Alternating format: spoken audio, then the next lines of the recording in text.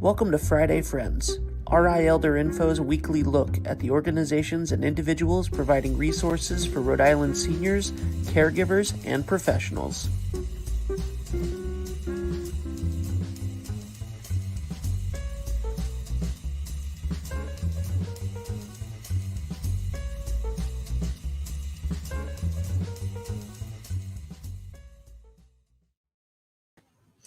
Good morning, everyone. Welcome to Friday Friends. It's another fabulous Friday, and I am very happy to have you all here with me today. It is a bright, sunny day. Spring, I think, is right around the corner. My little flowers are starting to pop up in the yard. I'm very excited. For those of you who don't know me, I am Deb Burton, the founder and creator of RI Elder Info and rielderinfo.com.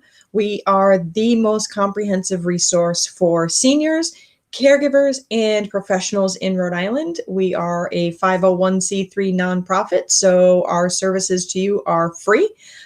Always happy to answer questions, address any issues you have coming up, and really help you navigate the health and social service systems, which I know can sometimes be challenging.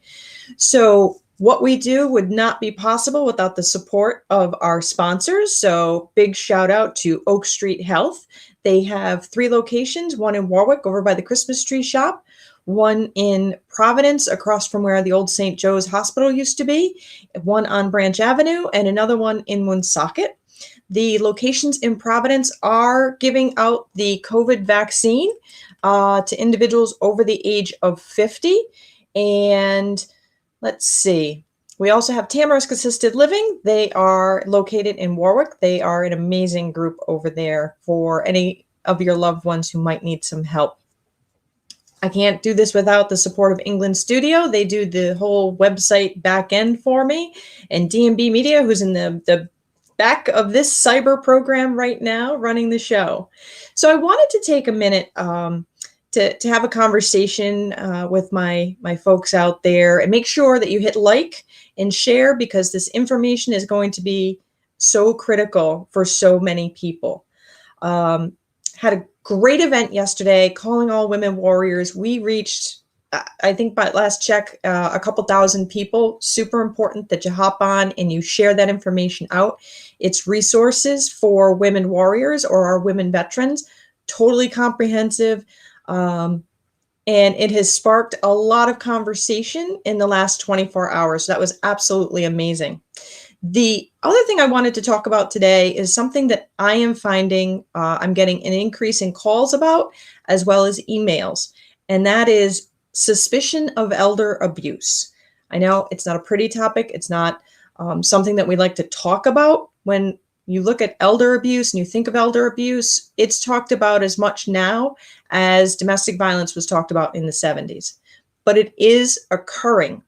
And so things that you want to be aware of when you have an elder and you notice that maybe they're not bathing or dressing, they look disheveled, you might want to take a look and see, are they doing something called self-neglecting?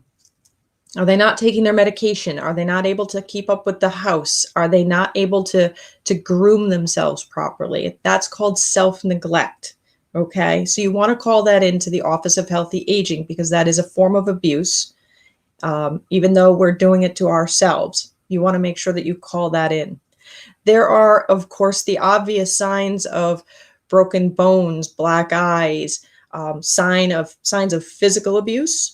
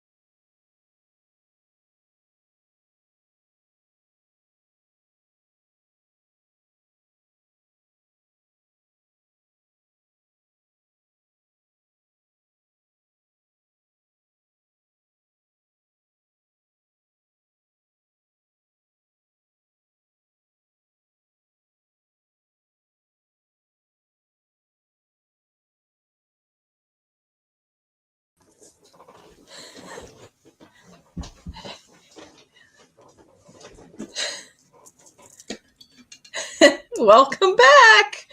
Like I said, we had a great show yesterday, and apparently I forgot to plug my computer back in. So all of a sudden I'm talking and whoop, it all goes down.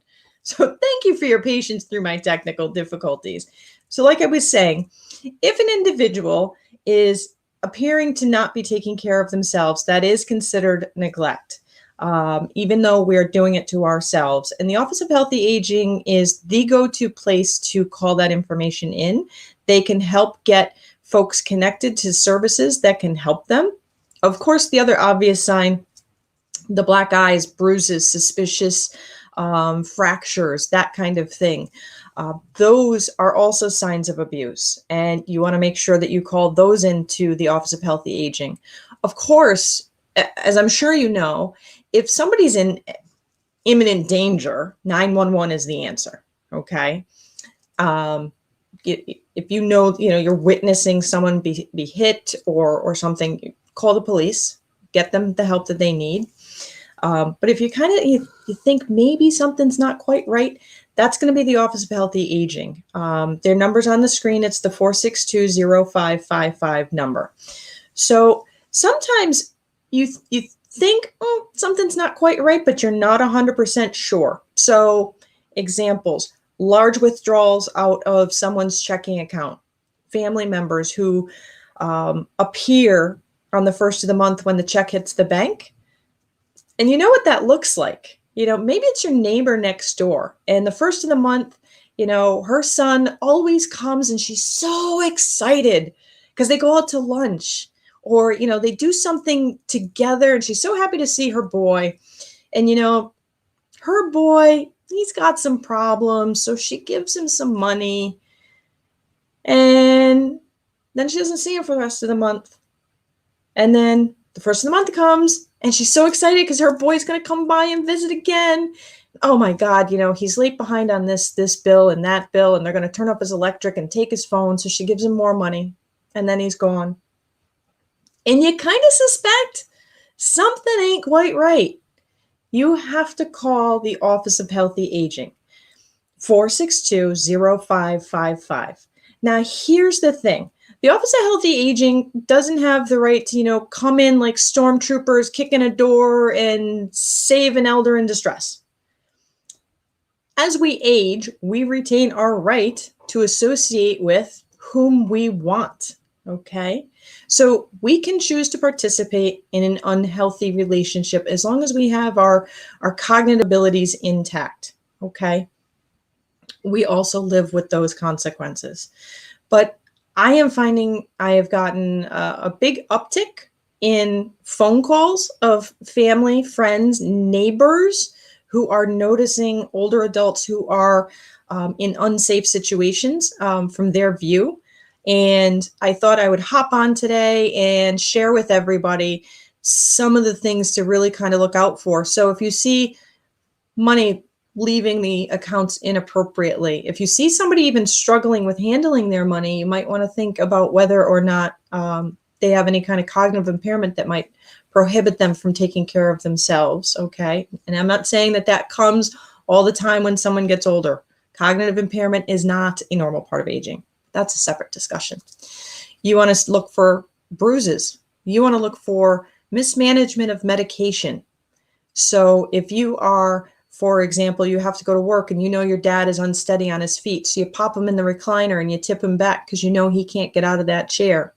And you leave a little sandwich next to him with some drinks and you go to work and then you get dad out of the chair. You've restrained dad for the day and that is not okay. That is also a form of abuse. So you want to be thoughtful that an individual is able to come and go as they please. So you can't say, mom might wander out of the house, so I'm just going to lock her in the bedroom. It's not okay. And here's the thing, there is help available, but you need to call the Office of Healthy Aging. They're at 401-462-0555. It is happening more frequently. It is one of those things we don't talk about. It's one of those things that when we see it, we kind of feel that something's not right. And then we're not really sure what to do next. And your answer is going to be call the Office of Healthy Aging at 401-462-0555. And if you're not sure, you can always, of course, if someone's in imminent danger, dial 911. And if you're kind of on the fence, every city and town has something called a senior citizen police advocate. So you would call your city or town's police station, not the emergency number, and ask to speak to the senior citizen police advocate.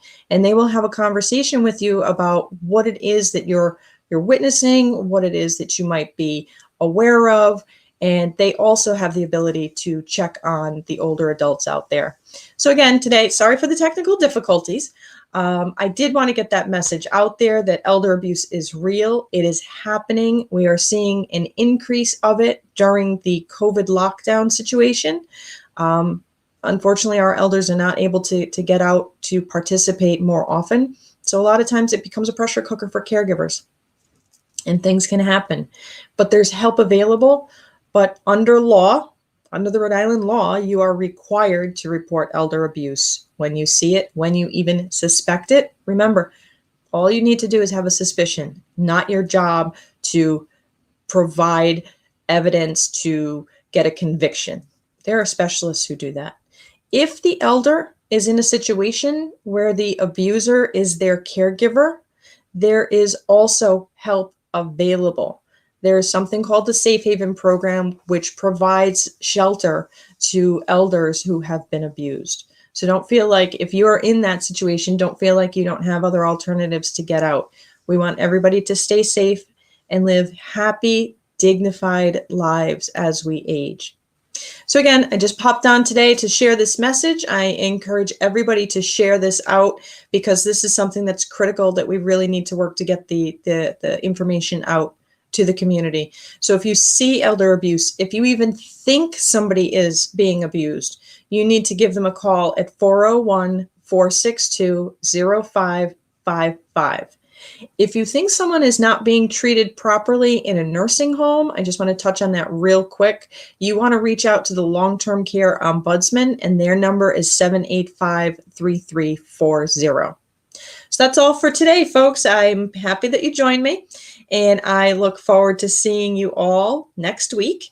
If you find these weekly talks helpful, if you find our events helpful, please feel free to go in and donate on the RI Elder Info Facebook page. Little button right at the top. You can hit donate. $1 can make a difference. I look forward to seeing you all next week. Have a great day. If you like this video, please follow us on social media and subscribe on YouTube. For more information, visit rielderinfo.com or call 401-585-0509. If you have any questions, email deb@rielderinfo.com.